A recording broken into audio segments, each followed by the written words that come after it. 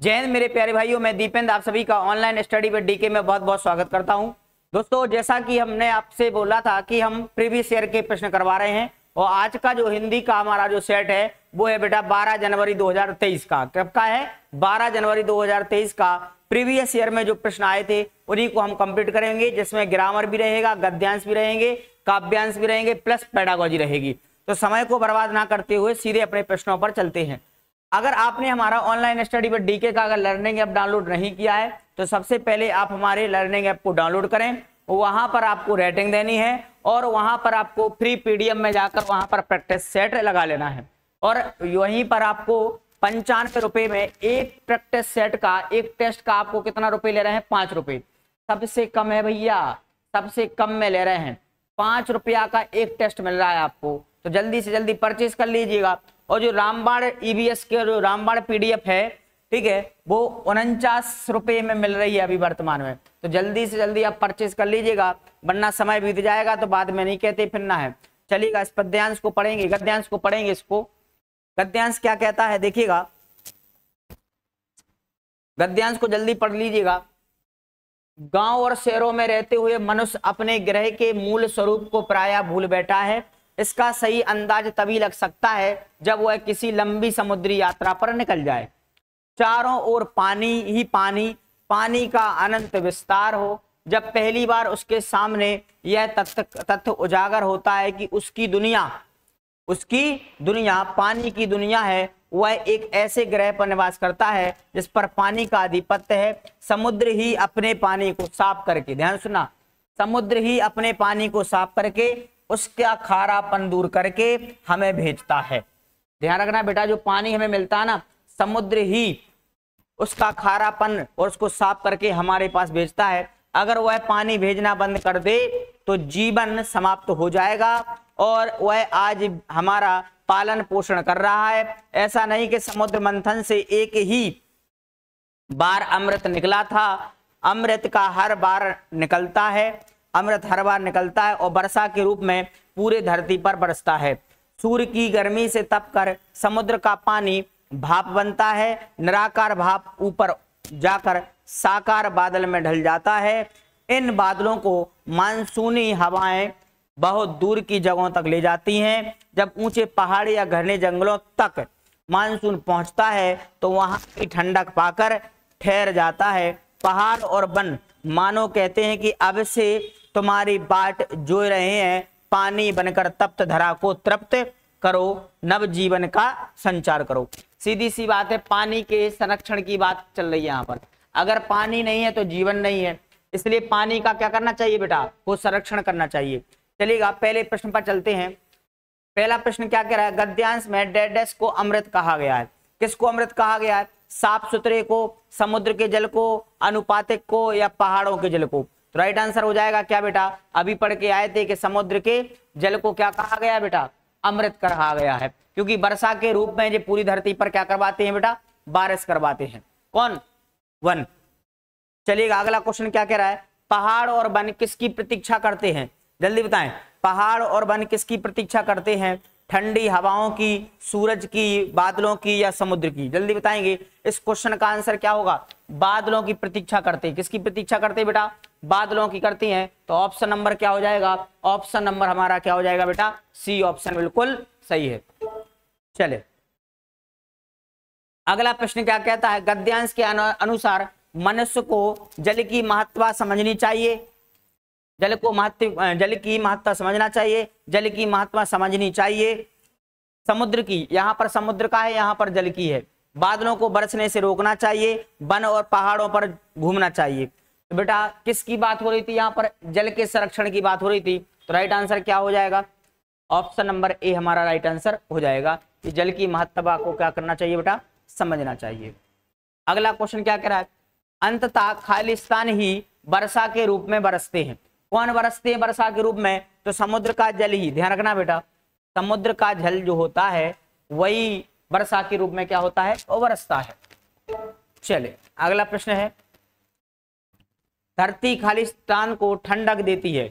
कौन देती है? धरती, खालिस्तान को नहीं। यहां पर होगा बेटा धरती को यहाँ पर ये हटा देना है। यहाँ पर धरती को खाली स्थान ठंडक देती है, हवा देती है, सूर्य किरणें देती हैं, पहाड़ियां देती हैं, वर्षा देती हैं।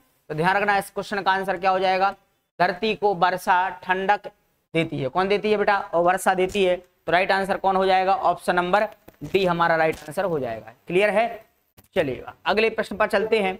अगला प्रश्न क्या कह रहा है, धरती के अधिकांश भाग में क्या है। तो धरती के अधिकांश भाग में क्या है बेटा, पानी है। क्या है, पानी है। लगभग कितना प्रतिशत पानी है बेटा, 71% पूरे भूभाग पर। ध्यान रखना पूरे भूभाग पर कितना है, 71% पानी है। देखो जब हमारी पृथ्वी थी तो पृथ्वी का जो खंड था वो कहलाता था क्या बेटा, पेंजिया। ये भूखंड हो गया ना, ये भूखंड, ये भूखंड कहलाता था क्या हमारा, पेंजिया। क्या कहलाता था बेटा, पेंजिया। और जो जलराशि होती थी, जो जलराशि, इसको बोलते थे क्या हम, पैंथालासा। क्या बोलते थे हम, पैंथालासा कहते थे। कब, कालांतर की बात करेंगे हम, बहुत समय पहले की बात करेंगे, लाखों अरबों सालों पहले की बात करेंगे।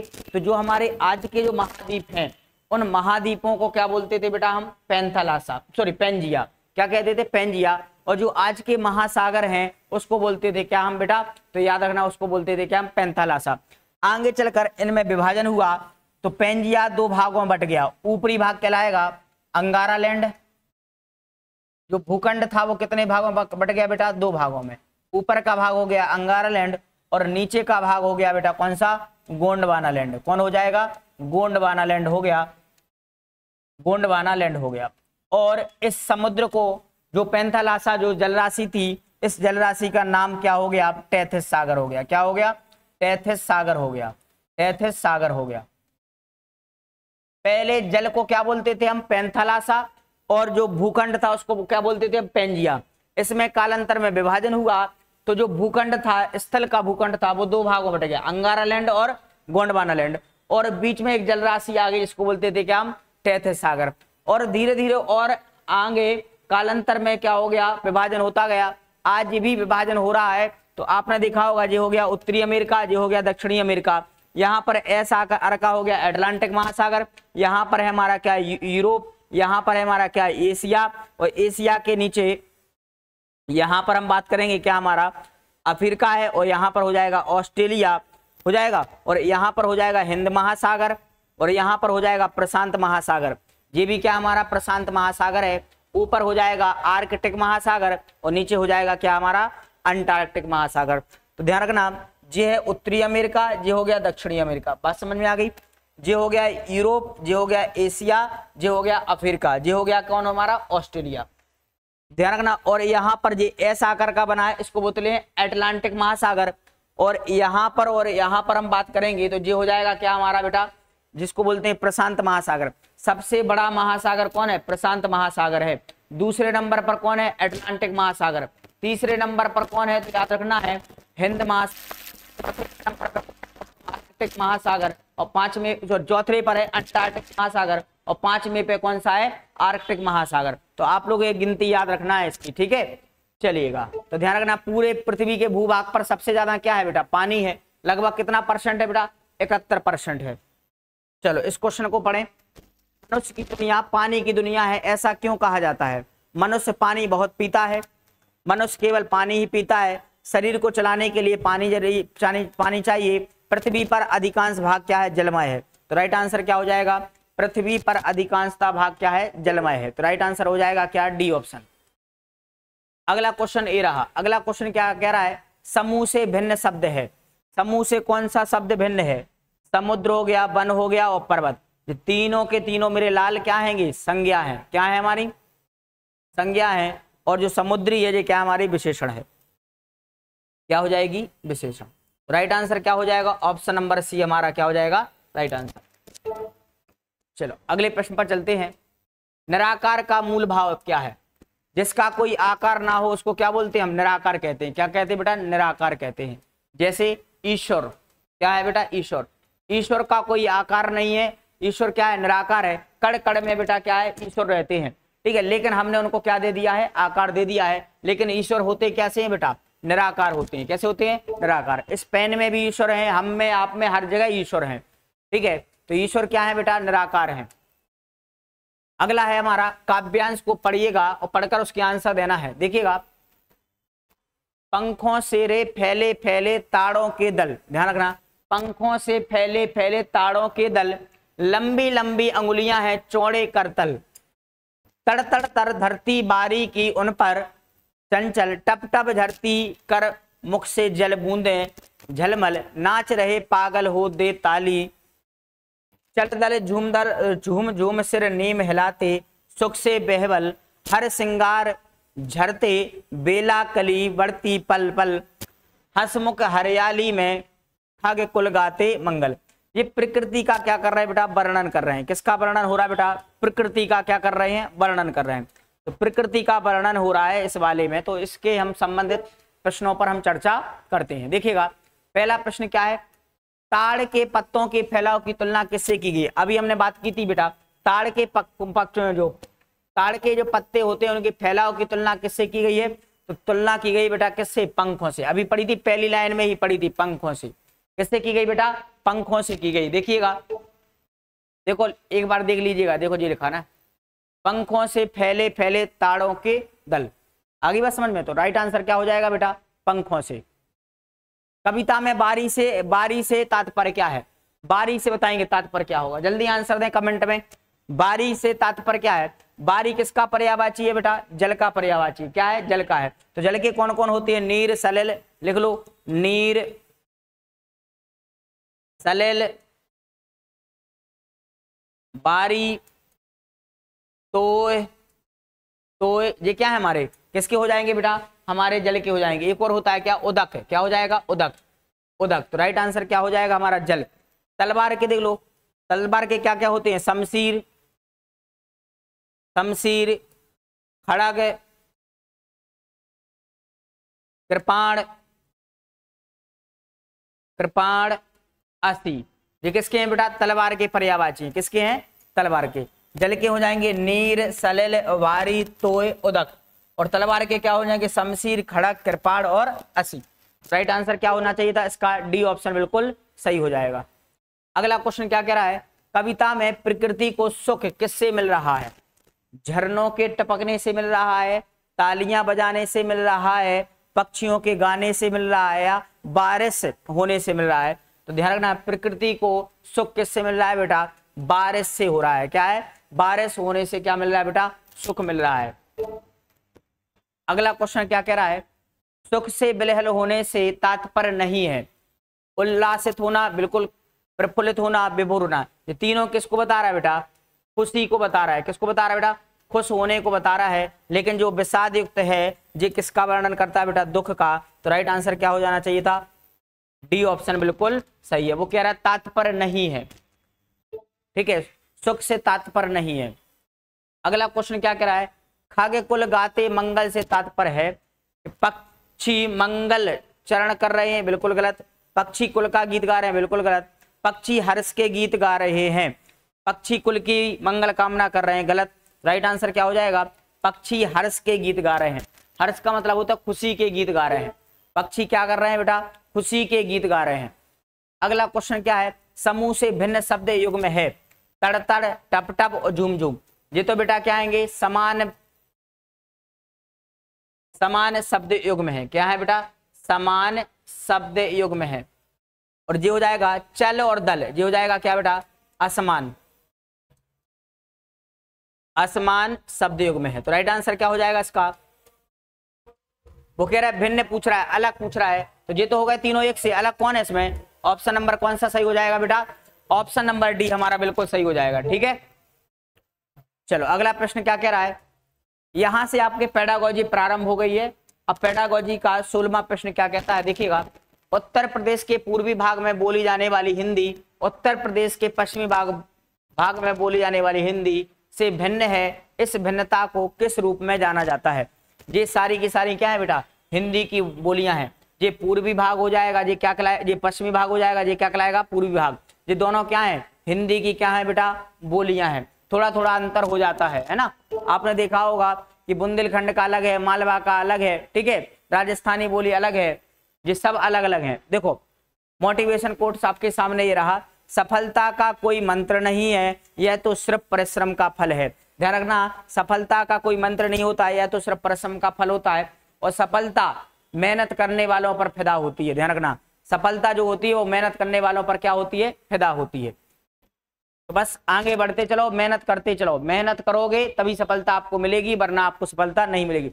परे परे लेटे लेटे सफलता नहीं मिलेगी। पैर उठाकर दीवार पर और मोबाइल चलाने से, ठीक है, पैर उठा लिए और दीवार पर रख के मोबाइल चलाने से सफलता नहीं मिलती है, आराम से संघर्ष करना पड़ता है।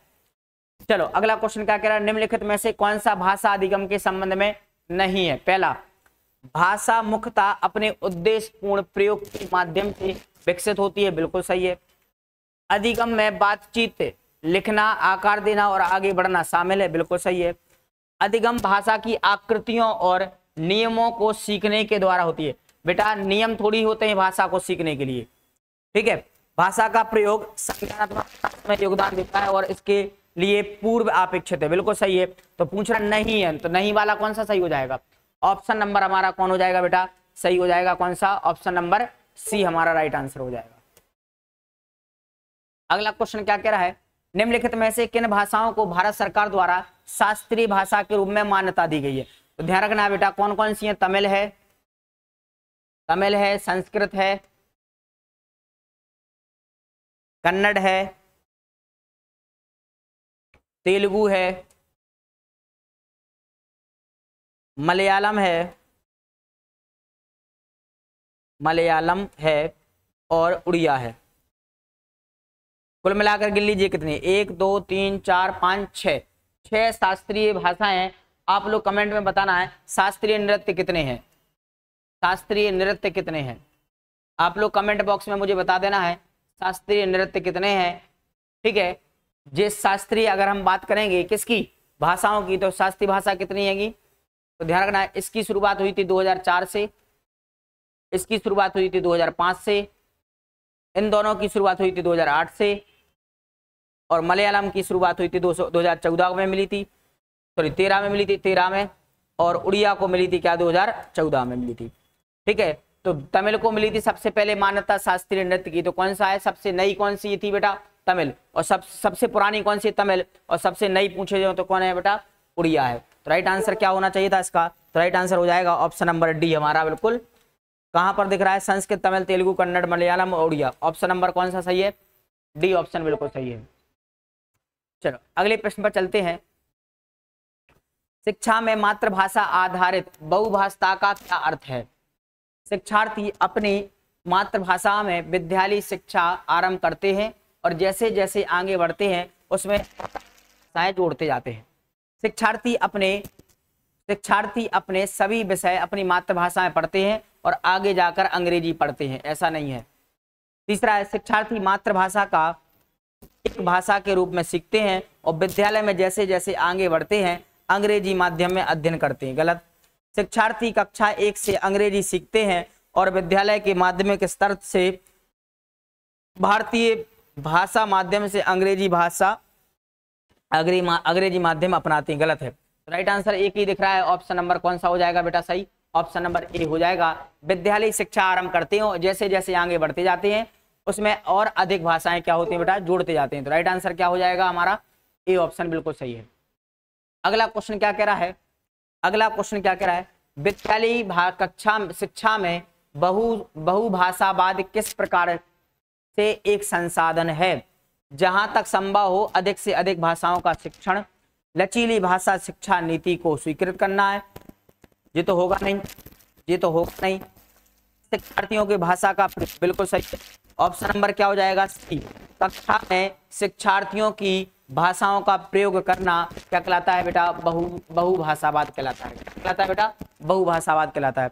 कक्षा में जो लर्नर होते हैं उन लर्नर क्या करते हैं, भाषाओं का क्या करते हैं, प्रयोग करते हैं। अलग अलग प्रकार की भाषाएं जब बोलते हैं तो वो कहलाता है क्या, बहुभाषावाद।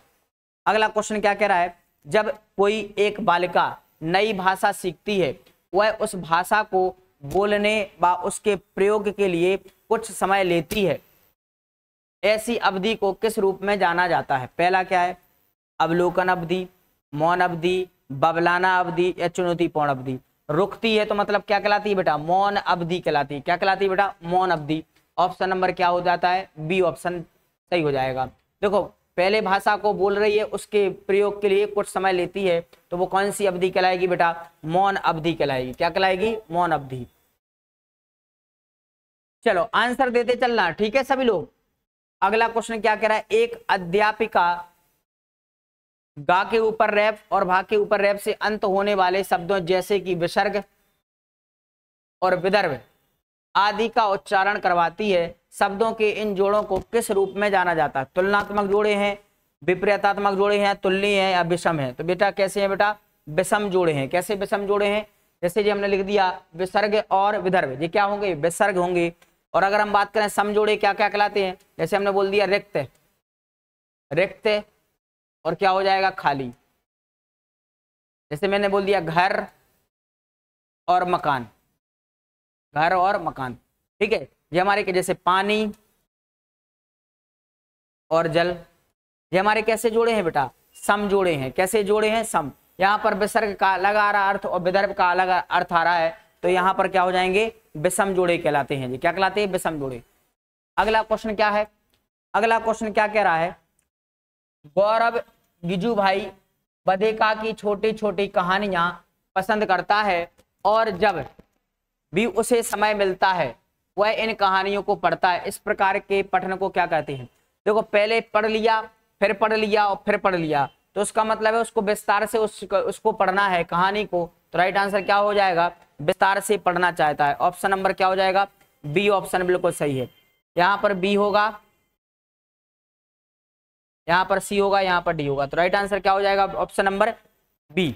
विस्तार से क्या करना चाहता है, वो पढ़ना चाहता है। तो राइट आंसर हो जाएगा क्या बेटा, हमारा बी ऑप्शन बिल्कुल सही है। अगला क्वेश्चन ए रहा, निम्नलिखित में से परिकल्पना का समर्थन नहीं करता है। परिकल्पना का समर्थन कौन नहीं करता है, देखिएगा, चयनित विषयों पर समूह परियोजना कार्य करना, ये तो बात सही है। शिक्षार्थियों को बातचीत के अवसर प्रदान करना, अंतःक्रियात्मक करना, ये वाला सही है। समूह कार्य जोड़ों में कार्य और समूची कक्षा में एक साथ कार्य करना, बिल्कुल सही है। अध्यापक द्वारा व्याख्यान और श्रुति लेख कार्य करना, नहीं, व्याख्या नहीं कर सकते हैं, श्रुति लेख कर सकते हैं। तो राइट आंसर क्या हो जाएगा, ऑप्शन नंबर डी हमारा बिल्कुल सही आंसर हो जाएगा, है ना। अगला क्वेश्चन देखिएगा, निम्नलिखित में से कौन सा शिक्षार्थियों में पठन विकसित करने का उद्देश्य नहीं है। उद्देश्य नहीं है, बताइए कौन सा उद्देश्य नहीं है। पहला, पाठ्य सामग्री को पढ़ते हुए उसमें से निष्कर्ष ढूंढना, बिल्कुल सही है। हम कोई भी चीज पढ़ते हैं, जैसे अभी हमने गद्यांश पद्यांश पढ़ा था, उसमें हमने क्या देखे थे बेटा, आपको कुछ ना कुछ सारांश निकल रहा था, शीर्षक जो निकल रहा था कि नहीं निकलता, एक जल की बात कर रहा था, एक प्रकृति की बात कर रहा था। तो निष्कर्ष ढूंढना बिल्कुल सही है इसमें। तो वो पूछ रहा नहीं है, नहीं है पूछ रहा है ना। दूसरा है, पाठ्य सामग्री को अपने पूर्व अनुभव से जोड़ना, बिल्कुल सही बात है। जो भी पाठ्य सामग्री है उसको अपने पूर्व अनुभव से जोड़ना है, कि आपको कोई भी कार्य दिया गया है या आपने कोई कार्य लिया है, तो आपने पहले उससे संबंधित कोई ना कोई कार्य किया होगा, तो वो क्या कहलाएगा, हमारा पूर्व अनुभव कहलाएगा। शब्दों और शब्द समूह के अर्थ को समझना, बिल्कुल बात सही है। शब्दों को अगर समझेंगे नहीं, तो शब्द समूह को समझेंगे नहीं, तो हमें कैसे समझ में आएगा, ये वाली बात नहीं है। तीसरा, अध्यापक द्वारा जोर से बोलकर पढ़ने के बाद उसे दोहराना, ये वाला हमारा क्या हो जाएगा, गलत। तो राइट आंसर कौन हो जाएगा बेटा, ऑप्शन नंबर डी हमारा क्या हो जाएगा, राइट आंसर हो जाएगा। वो कह रहा नहीं है, पठन विकसित करने का नहीं है। अगला क्वेश्चन देखिएगा, अगला क्वेश्चन कह रहा है, आस्था कक्षा 6 में एक वाक्य का उदाहरण देकर व्याकरणिक अवधारणा मिश्रित वाक्य की पहचान करवा रही है। वो क्या कर रही है बेटा, एक वाक्य दे रही है, कौन सा वाक्य दे रही है, मिश्रित वाक्य दे रही है। वह अपने विद्यार्थियों को बहुत से वाक्य देकर अभ्यास करवा रही है और बाद में सरल वाक्यों से मिश्रित वाक्य बनाने का काम कर रही है। एक टीचर है, वो वाक्य पढ़ा रही थी, वाक्य पढ़ाते पढ़ाते वो क्या कर रही है, बहुत सारे प्रश्न देती हैं और प्रश्न देने के लिए सरल वाक्यों से किसमें बदलना, आपको मिश्रित वाक्य में बदलने का काम करती है। इस युक्ति को क्या कहा जाता है, शिक्षा शास्त्रीय व्याकरण, बिल्कुल गलत है। अध्ययन संलग्नता विमर्श, बिल्कुल गलत है। गहन अभ्यास द्वारा व्याकरण, बिल्कुल गलत है। वो क्या कर रही है, प्रस्तुतिकरण, वो प्रस्तुत कर रही है उदाहरणों को। अभ्यास के लिए प्रश्नों को उदाहरणों को प्रस्तुत कर रही है, तो राइट आंसर क्या हो जाएगा, ऑप्शन नंबर डी हमारा बिल्कुल राइट आंसर हो जाएगा। ठीक है भैया, चलिएगा अगले प्रश्न पर बढ़ते हैं। अगला प्रश्न क्या कहता है बेटा, पंपलेट मिला जौन नगरपाल, पंपलेट मिला जो, यहां पर थोड़ा अलग है, पंपलेट मिला जो नगर पालिका द्वारा मानसून के दौरान रक्षात्मक उपाय अपनाने के बारे में था। मानसून के दौरान किसके बारे में था बेटा, रक्षात्मक उपाय अपनाने के बारे में था। उसने अपनी कक्षा में विभिन्न कारणों द्वारा पठन और शब्दावली सिखाने के लिए इस पंपलेट का प्रयोग किया है। इस पंपलेट को क्या कहा जा सकता है, इस पंपलेट को कहा जा सकता है बेटा क्या, प्रमाणिक सामग्री। क्या कहा जाता है बेटा, प्रमाणिक सामग्री कहा जाता है। क्या कहा जाता है बेटा, प्रमाणिक सामग्री। जैसे हमारे टेलीफोन वो क्या नाम, मोबाइल वगैरह, चित्र वगैरह, ठीक है जी, हमारे क्या है, प्रमाणिक सामग्री दिखाने के लिए। अगला क्वेश्चन क्या है, एक अध्यापक ने कक्षा 7 के विद्यार्थियों को कहा कि समूह बनाकर ऐसी थीम का चयन करें जिसके अंतर्गत अपने शहरों और आसपास के स्थानों से जुड़े आंकड़े एकत्रित करें, अपने मित्रों के साथ उन पर चर्चा करें और रिपोर्ट तैयार करें। इस कार्य को क्या कहा जा सकता है बेटा, प्रोजेक्ट बनाना, परियोजना का कहलाता है। क्या कहलाता है बेटा, परियोजना कार्य कहलाता है। प्रोजेक्ट वर्ग कहलाता है। क्या कहलाता है बेटा, प्रोजेक्ट बनाने को कहा जाता है। आपने जब डीएड बीएड वगैरह या बीटीसी वगैरह की होगी तो स्कूलों में जो डाइट कॉलेज होते हैं वहां से आपको भेजा गया होगा सर्वे करने के लिए, अलग अलग प्रोजेक्टों के माध्यम से आपको प्रोजेक्ट बनाने को कहा गया होगा। कहा गया था कि नहीं कहा गया था, वो यह है जी।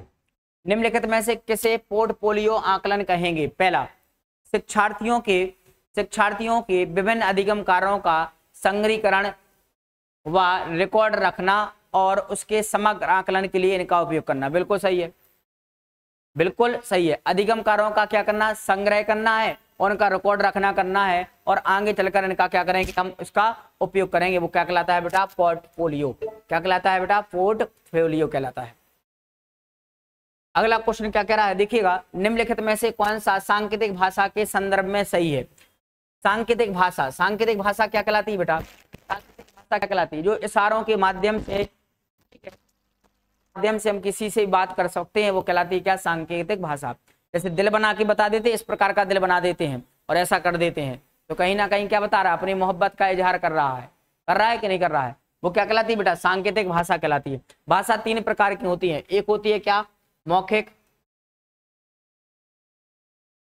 एक होती है लिखित, और एक होती है क्या बेटा, सांकेतिक भाषा। सांकेतिक भाषा जो मुख से बोली जाती है, जो डायरेक्ट, जैसे हम आपसे अब बात कर रहे हैं, तो ये कौन सी भाषा बेटा, मौखिक। अगर हम बोलेंगे नहीं, ये लिख दिया हमने, ये क्या कहलाएगी, लिखित। और इशारे से बात करेंगे कि ये है, देख लेना, वो क्या कहलाएगी, सांकेतिक। क्या है, सांकेतिक भाषा व्याकरण होती है। बिल्कुल सही है, व्याकरण ही में तो आता है। राइट आंसर क्या हो जाएगा, ऑप्शन नंबर ए हमारा बिल्कुल राइट आंसर हो जाएगा। तो 30 क्वेश्चन कराए हैं, आपके कितने सही गए हैं 30 में से, आप कमेंट में बता देना है आपके कितने सही हुई है। ठीक है, तो मिलते हैं अगली वीडियो में। अगर आप हमारे चैनल पर नए हैं तो सब्सक्राइब कर देना है, लाइक कर देना है, शेयर कर देना है, और कमेंट करना ना भूलें बेटा। कमेंट नहीं करते हो, सबसे बड़ी दिक्कत क्या है, कमेंट, शेयर और लाइक, ये तीनों नहीं करते हो। आप लोग करते क्यों, ऐसे आपके पैसे जाते हैं क्या करने से, कर दिया करो, जिससे हम लोगों को क्या मिलता रहेगा, मोटिवेशन मिलता रहेगा। आप लोग अगर कमेंट करते रहोगे, ठीक है, तो आपकी वजह से हम लोगों में जुनून आता रहेगा। ठीक है, तो मिलते हैं कल। ठीक है, मिलते हैं कल। आप लोग प्रैक्टिस करना, खूब टेस्ट लगाना, खूब पढ़ाई करना। जय हिंद, जय भारत।